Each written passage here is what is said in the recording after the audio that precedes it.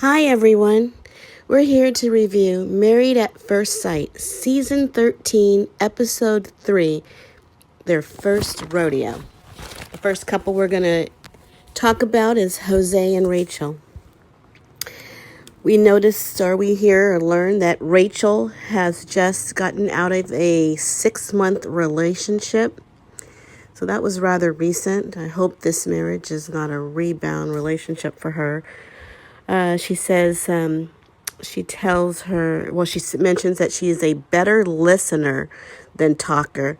And I wonder if that's code for her being shy. We'll see in the upcoming episodes. We see Jose talking to his mother, Virginia. And Virginia gives sound advice. She talks about that Jose and his new wife should listen to one another, listening to each other often, talking often, to be clear about their intentions and what they expect of each other. I mean, so many people need to hear that. And we learned that both Jose and Rachel have insecurities. Rachel is afraid of being a doormat, and I'm glad she even knows that she's been one in the past, and maybe she can recognize that behavior and never be one again. Jose has insecurities about his height. He's under 6 feet, and he mentions that, and he looks to be way under 6 feet. And he mentions that he has a big forehead. And I didn't really even notice his forehead. I didn't think that was an issue at all. When we get to the wedding of Rachel and Jose, Rachel walks up to the altar and she appears taller than Jose. I mean, how many of you would be okay with that? I don't know if I would be okay with it. Especially if you didn't pick the man. Someone picked him for you and he has to be shorter than you. I don't know about that. But maybe if she takes those heels off, they'll be about the same height. Rachel said, and she told this to Jose, that she's not into looks. And Jose looked like he had, hurt feelings. Now, I hope that was just edited that way and that wasn't what was said or how it was said, because it looked like it hurt his feelings. And I'm like, wow, she doesn't seem like she's that cold of a person to say something like that, but sometimes you say things and don't really think until after the fact. And I thought, wow, that is going to make him feel smaller than he already is. And, I just hope that's not true.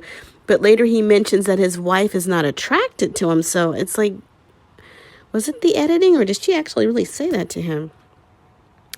But later Rachel says that she thought that Jose was handsome.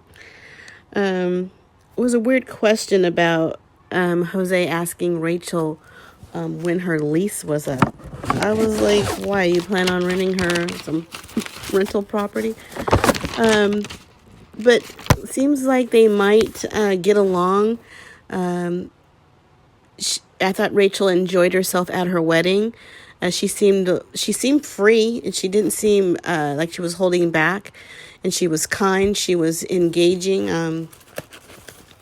So I can't wait to see how their journey will unfold. The next couple that we see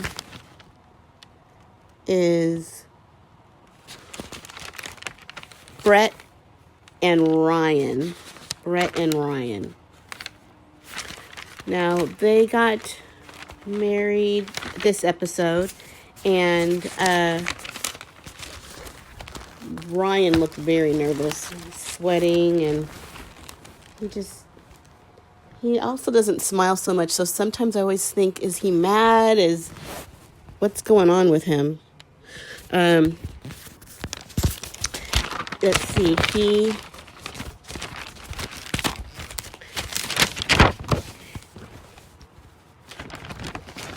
Let me see. When you see Ryan and Brett together, Optically, I think they look like a good match.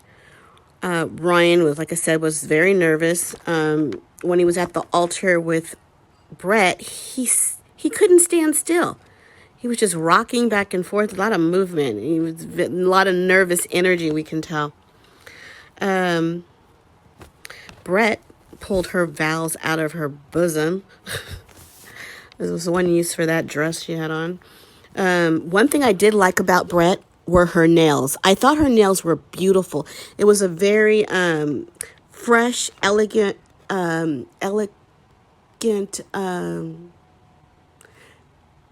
French manicure with a different design, not a regular French manicure design. And I thought her nails, they just had a brief shot of it. I thought they were just gorgeous. Ryan meets with her husband's friends, and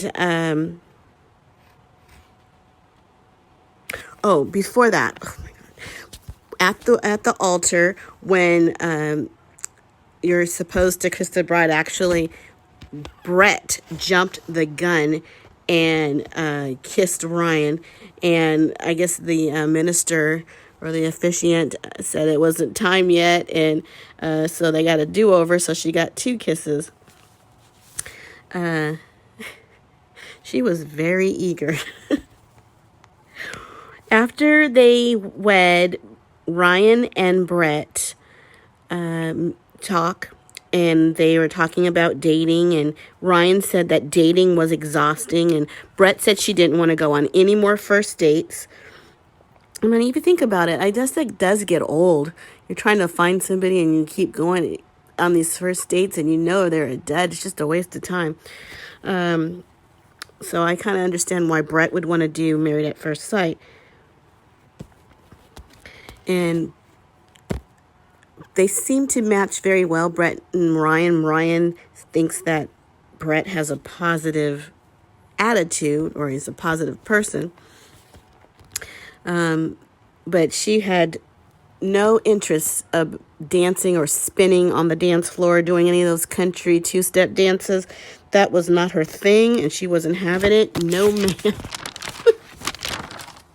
No twirling, no dipping, none of that.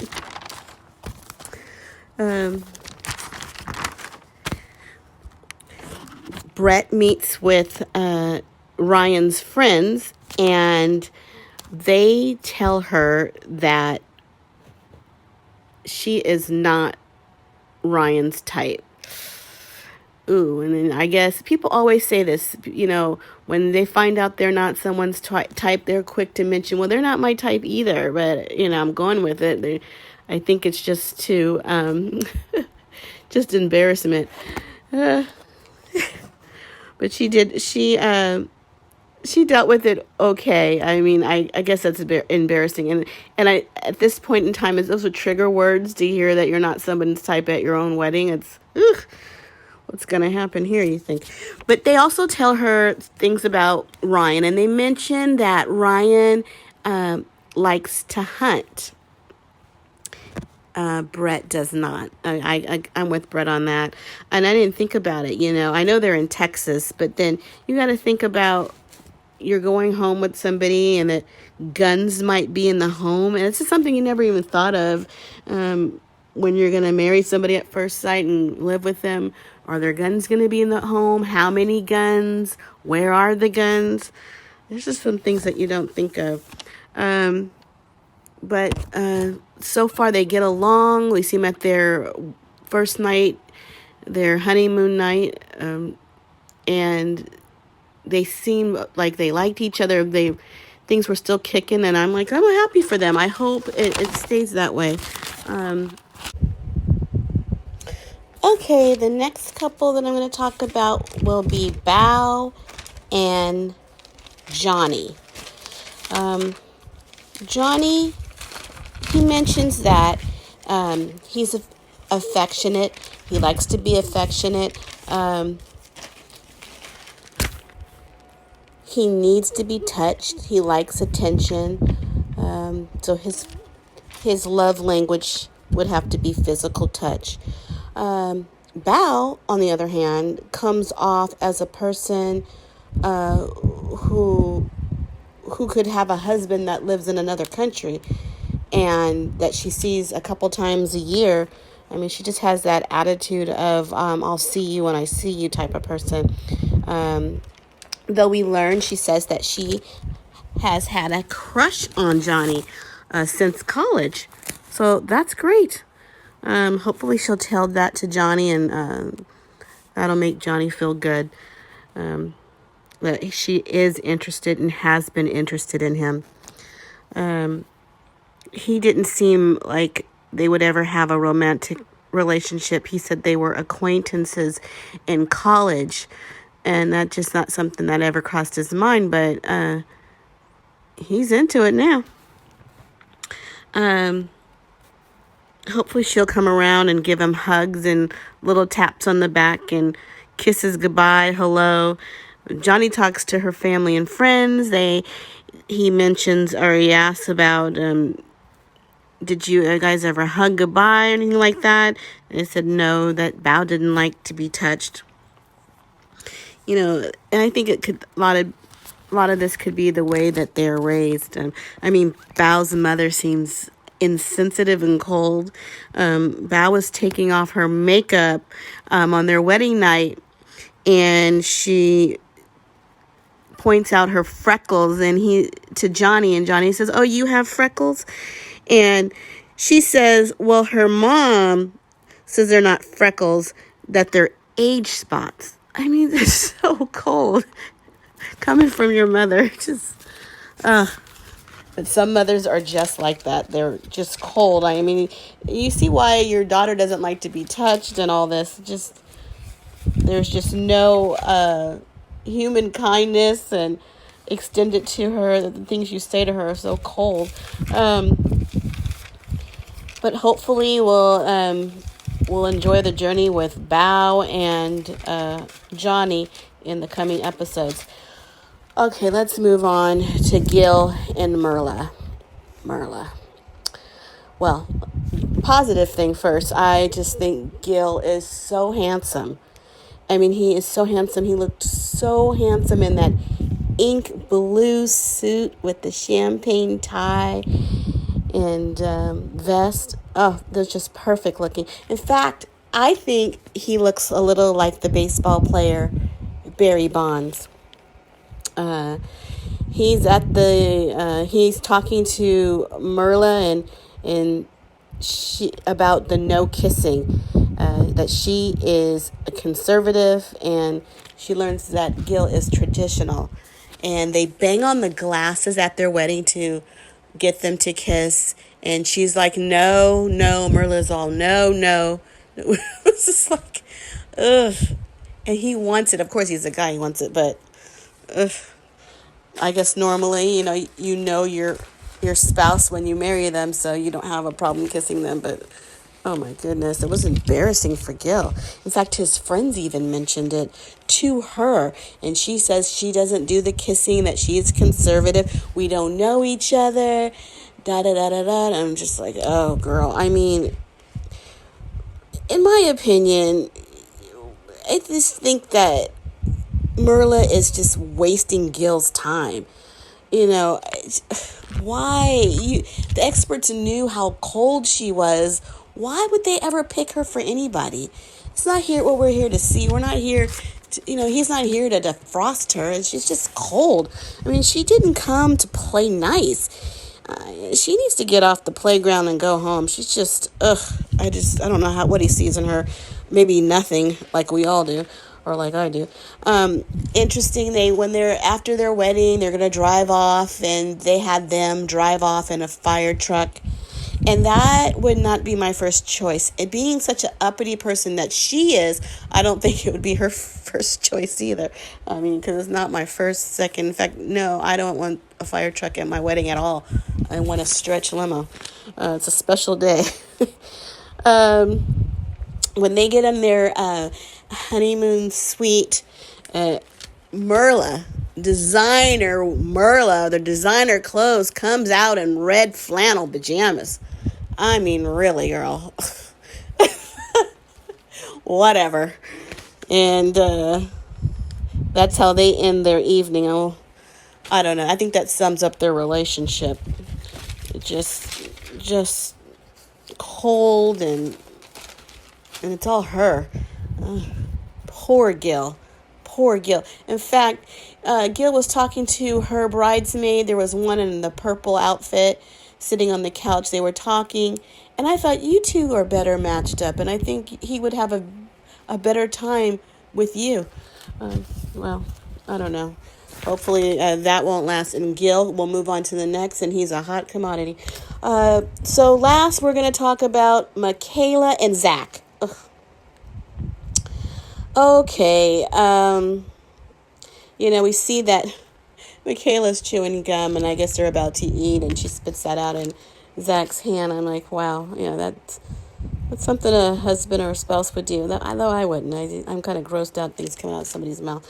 But he handled it like a champ. We had no problem with it. Michaela's sisters are looking on at Michaela and Zach talking and getting to know each other. They're sitting there, judging, commenting on what they see. And I just thought that they look like the three Snoop sisters sitting up there. Just the three of them passing judgment. They're like professional people to do so. And Michaela and Zach get back to their honeymoon suite, and Zach says that he notices a box of condoms on the counter.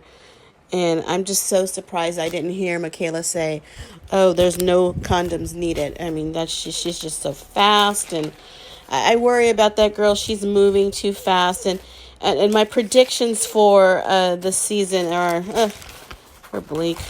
I think that Brett and Ryan have a good chance to stay together.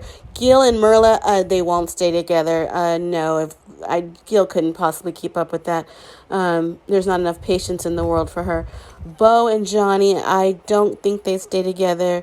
Rachel and Jose, I think they stay together, and I think they probably stay together because of their insecurities. And Zach and Michaela, I don't think they stay together. They showed a clip of the coming episodes, and we see Michaela go off. I mean, she just seems erratic. And I just wonder what's really going on with her. I don't know what the reason was for it. Was there a reason to act like that? Or does she have these mood swings like her sister says? And if so, I mean, it's so dramatic. It's bipolar, but the always up and happy and engaging and laughing too much to acting like that. I just can't wait to know what set her off. I can't wait to see that. So that'll be about it for this review, and I'll see you next week to review episode 4. Thanks, everybody.